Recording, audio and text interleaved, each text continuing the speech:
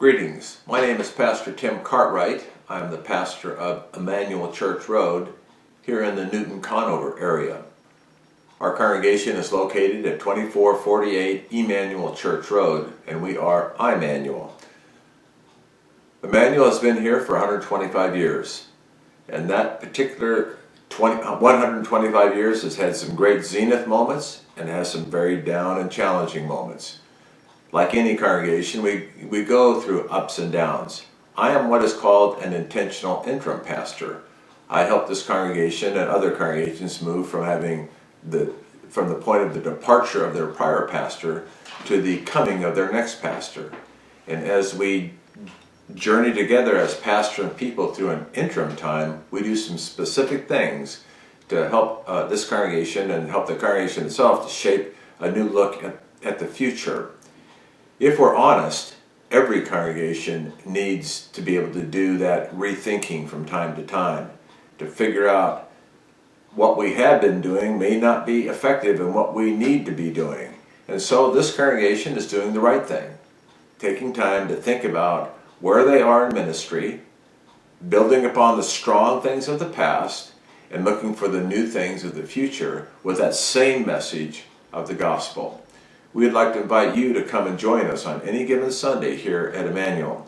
We know that it's difficult with all the COVID ups and downs that we go through and the challenges of our culture these days, but we want you to know that we have a kind and good and loving God that wants us to be able to be present in worship, not so that we can check it off our list or earn favor in front of God, but because when we come to worship, we're with others, broken people, hearing the good news of the gospel.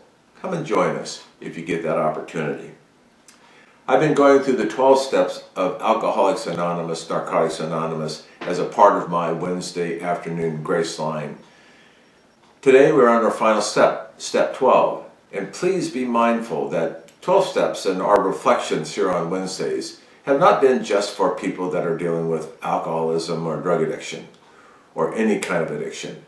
These 12 steps I have found can be very, very helpful as we look at a recovering, healing life. There's many paradigms that a person can use to do this same type of work, but the 12 steps are especially helpful for the millions and millions of people that have gotten better and reclaimed life because of these 12 steps. I not only will read to you the step, but I also will read for you how a Christian might think about this general area. The 12th step of AA reads this way: having had a spiritual awakening as a result of these steps, we tried to carry this message to others and to practice these principles in all our affairs. A person of faith might restate it in this way: I am grateful that God is changing me through these steps, and in response, I will reach out in gratitude by practicing what I've learned, walking alongside of others who need help, and to put these principles to work in all that I do. We will awaken if we've been going through a difficult time. That's our hope. Or when somebody else is going through a difficult time, we pray that God would help them wake up to a new way to think. Getting high and remaining stuck has been a diversion and a deadly habit for many people.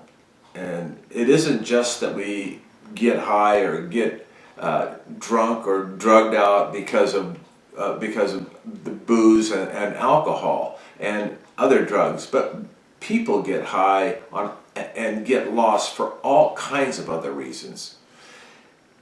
Our renewed life of faith is a gift from God. It is a new state of awareness. We grow stronger in our own recovery as we then are invited to assist others in their recovery.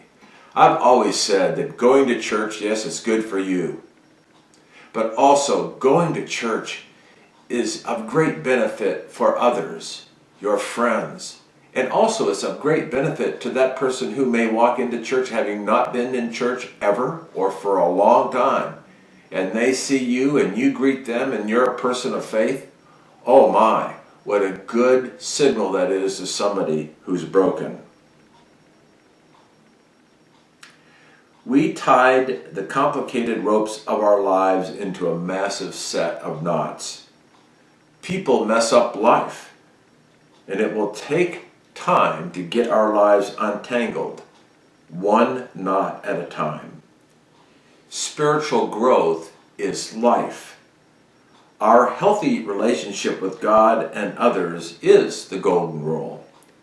Grace and sobriety always equal serenity and recovery. It took time to create the horrid mess of knots, and it will take time to undo our chaos. Forgiveness is not a gift earned cheaply for us. We did not merit the gift of the resurrection. It came as bluntly as life returned to dead Lazarus.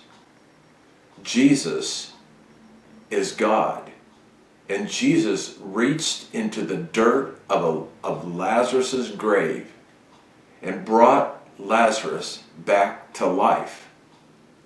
Jesus stepped off Calvary's cross, was laid into a tomb, stepped free from the grave, so that we would have life now and life forever as forgiven people. Elijah in the Old Testament endured a depression, and the demoted planet named Pluto lost its status as a planet. Elijah's crushed spirit drove him to the desert, and Pluto spins in a cold, distant orbit far from the warmth of the sun. Elijah's bones dried, and Pluto sailed into the cosmic sea of obscurity. Elijah's melancholy, his season of depression, was interrupted by God. Elijah was old, stressed, fearful, and wrongly accused of doing dark deeds. Elijah was in need of rest and companionship. God interrupted his season of despair. God came and Elijah began to move one step at a time, one foot in front of the other, trudging the road to a new day, far beyond the place of obscurity and being stuck. He moved past the place of being assigned by the world or his own inner voice that he had no place in this universe. God always breaks into these places and speaks a new word to us, a word of grace, of hope, of daily resurrection, of forgiveness. It's interesting, a few years back, Pluto lost its identity as a planet, officially. It would no longer be identified as one of our 9 planets. It would be called by a lesser name. It would be called a dwarf planet, not the real deal, spinning alone nearly 4 to 5 billion miles from the Earth. Pluto was downgraded and degraded, and so too was Elijah. He was aged and fatigued. He was washed up in spirit and purpose. And yet, and this is the message of the 12 steps, God interrupted this place and boldly spoke to Elijah in both word and deed. God fed Elijah with bread baked over hot stones and cool water. Eat and take that first new step, God said to a tired, depressed, stalled Elijah. It was as if God said to Elijah, I have named all the planets, and I have set them each into their own wonderful orbit, and nothing can take that away. At times, our relationship systems identify a scapegoat. It wrongly makes the strong feel stronger when they point to the weak and the diminished in their midst. Well, it's time to take the bread and feast of God's desert meal to Elijah and move for more than 40 days as Elijah did on that one meal. We will move for a lifetime with his grace. It's interesting that the old, funny, peculiar sitcom called Andy of Mayberry always needed a drunk in it. His name was Otis. Why is that? Everybody needed to look better than Otis. Everybody made fun of Otis. They never asked him to get healthy. Isn't it interesting that whenever that old sitcom finished, and then they went back years later and had a reunion show, you know what Otis was in that reunion show? He was a recovering person, a sober person, a new person. It is said that a journey of 1,000 or 1,000,000,000 miles begins with the first step. And the first step is made with the nourishment of God's intervention of grace, the message of hope and forgiveness. There are no dwarfs among us, only the fed and those made well.